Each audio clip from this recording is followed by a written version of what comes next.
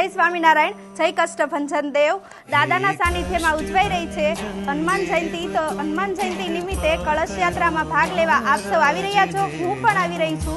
तो दादानी जलयात्रा तारीख 11 एप्रिल 2025 बपोरे 3 वागे नारायणकुंड सरोवर थी दादाना सानिध्यमां छे। तो भूलता नहीं हो, आवजो बधा जलयात्रामां।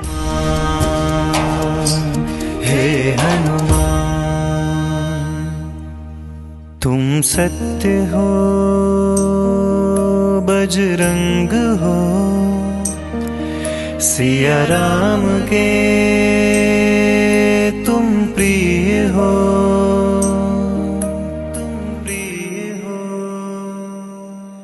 हे कष्ट भंजन देव तुम कृपा करो महाराज। हे हनुमान, अब तू ही मेरा है सहारा, तू ही एक आधार श्री हनुमान।